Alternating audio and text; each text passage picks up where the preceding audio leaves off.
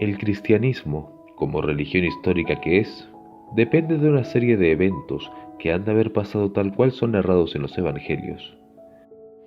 Es por eso que una de las herramientas favoritas del nuevo ateísmo para atacar la fe consiste en ir precisamente a la raíz de la cristiandad, a saber, la existencia misma de la figura de Cristo.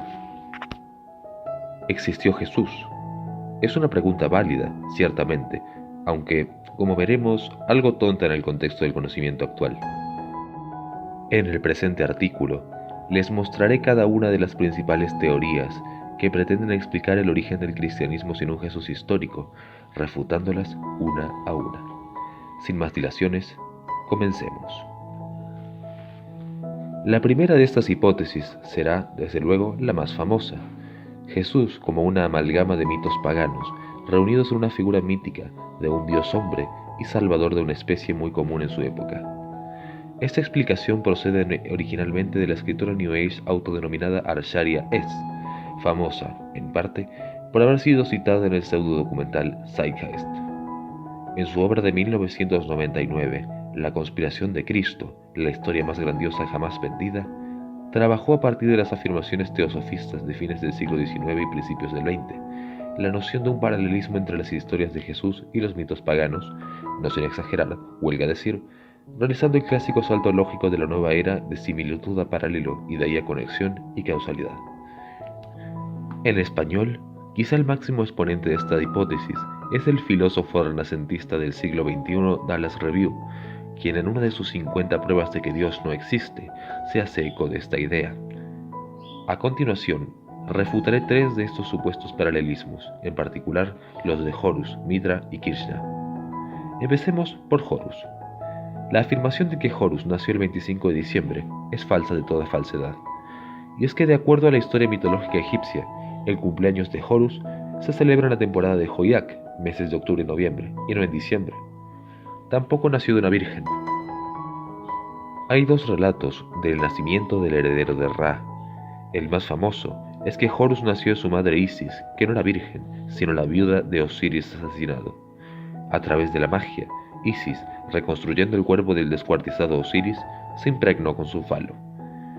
Eso de que 3 hombres sabios vinieron a adorarlo no tiene fuente ni siquiera en el documento del que viene esta leyenda, la infame saga de Zeitgeist, al igual que aquella sobre el que fue un niño prodigio a los 12 años. Eso de que Horus tenía 12 discípulos es, nuevamente, una tontada grande como el sistema solar. Realmente, Horus tenía 4 discípulos de naturaleza semidivina, llamados los seguidores de Horus. Algunos han dicho que los 12 signos del zodíaco son los discípulos de Horus. Incluso si este fuese el caso, son solo estrellas, no personas reales que le siguieron. Tampoco lo crucificaron ni se levantó entre los muertos. No hay registro de cualquier mito egipcio sobre un Horus crucificado. Además, la crucifixión no existía en esa época. Fue inventada siglos después por el Imperio Romano. Sobre Mitra, empiezo haciendo una concesión en cuanto a la virginidad de su madre. Seguramente la piedra en la que nació era virgen. Tampoco nació el 25 de diciembre. De hecho, en el mitraísmo ni siquiera hay una fecha del nacimiento de Mitra. Y no tuvo 12 discípulos. Esta afirmación se basa en cierta talla en piedra que lo muestra rodeado por 12 signos del zodíaco. No hay razón para concluir que los signos del zodíaco son discípulos, así como no hay razón para pensar que hacer un video sobre Dios implica saber de lo que se habla. Mitra fue crucificado, muerto y resucitado a los 3 días, dicen, lo cual también es falso. En el mitraísmo, Mitra nunca muere. Completó su misión en la tierra y regresó a los cielos en un carro. En el mitraísmo tampoco hay menciones históricas de la crucifixión, el entierro y la resurrección. Krishna tampoco nació de una virgen. Su madre, Devaki, de hecho había tenido 8 hijos.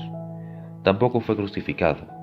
Murió asesinado por un cazador que lo confundió con un ciervo, según el Mahabharata. Hay más textos hindúes que atraen paralelismos estrechos entre nuestro Señor Jesucristo y Krishna.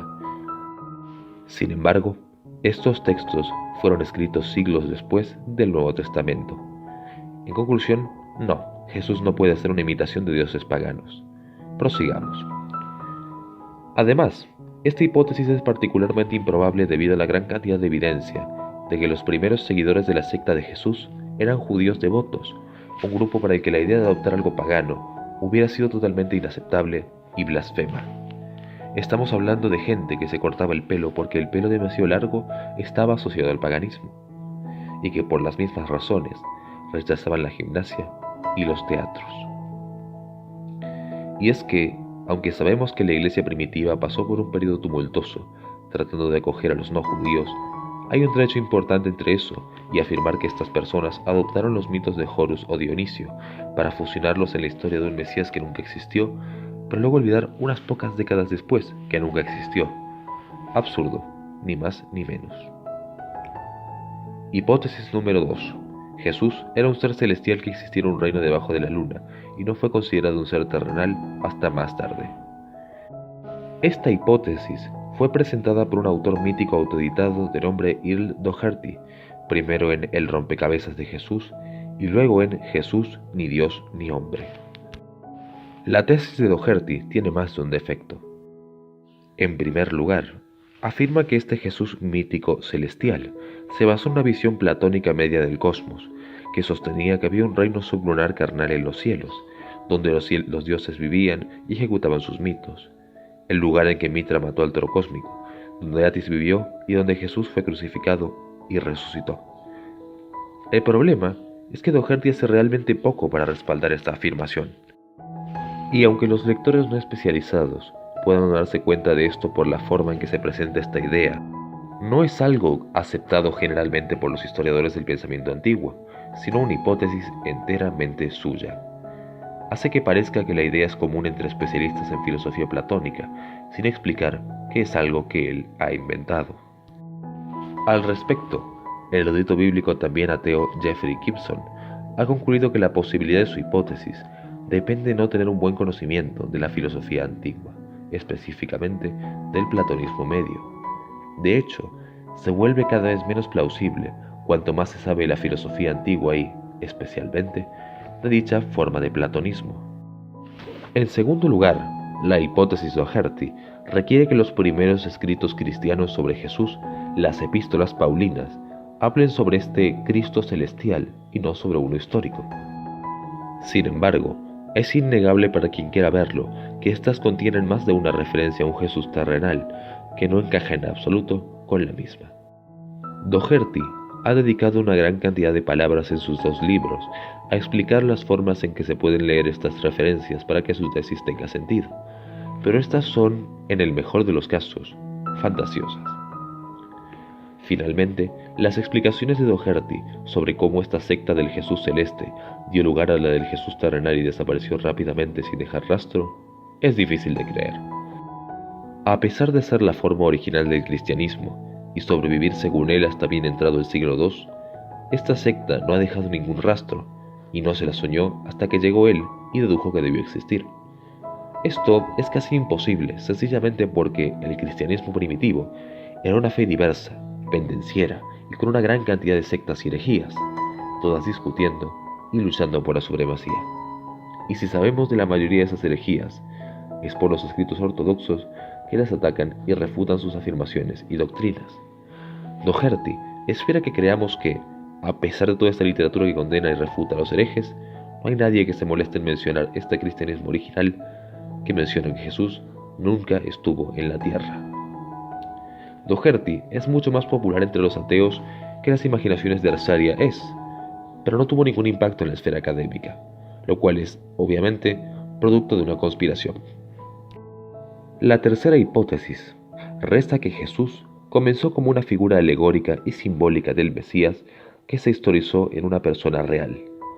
Como en las ocasiones anteriores, el responsable de esta idea es un autor autoeditado de nombre R. G. Price, en su obra Jesús, un mito muy judío.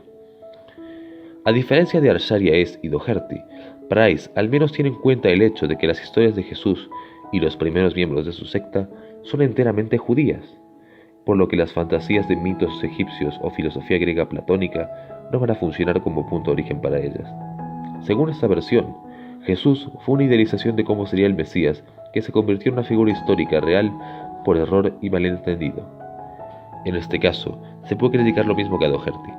¿Por qué no hay restos de debates o condenas de aquellos que creyeron la versión anterior? ¿Por qué ninguno de los enemigos del cristianismo usa esto como argumento en contra de esta naciente fe? Es creíble que todos lo olvidaran. Más revelador es el hecho de que, si Jesús surgió de ideas y expectativas del Mesías, él mismo no se ajuste mejor a estas expectativas. Lo más importante, no había absolutamente ninguna expectación mesiánica que hablara de un Mesías ejecutado y luego resucitado de entre los muertos. Esto aparece primero con el cristianismo y carece de precedentes judíos, al menos en la escala cultural.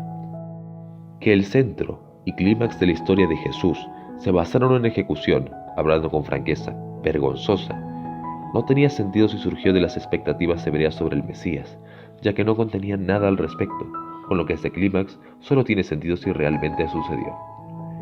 Hipótesis número 4. Jesús no era un predicador judío, sino una amalgama de personas combinadas en una única figura. Esta es la menos popular de las hipótesis del Jesús mítico, pero el teórico aficionado Francesco Carota, el programador informático Joseph Atwill y el contador Daniel Anterbrink la apoyan. Carota afirma que Jesús era en realidad Julio César, impuesto a la tradición judía como parte del culto al emperador. Atwill afirma que Jesús fue inventado por el emperador Tito e impuesto igualmente. Tampoco hacen un buen trabajo para corroborar estas afirmaciones, o para explicar por qué los romanos, ya en el 64 después de Cristo, 15 años antes del imperio de Tito, ya adoraban al crucificado. Por obvias razones, ningún erudito los toma en serio. Ningún erudito argumenta tampoco que Jesús fue una amalgama de figuras históricas diversas. Esto porque sencillamente no hay evidencia que lo indique, y nadie lo ha discutido seriamente, excepto quizá gente que no quiera aceptar la idea de que Jesucristo fue una figura real.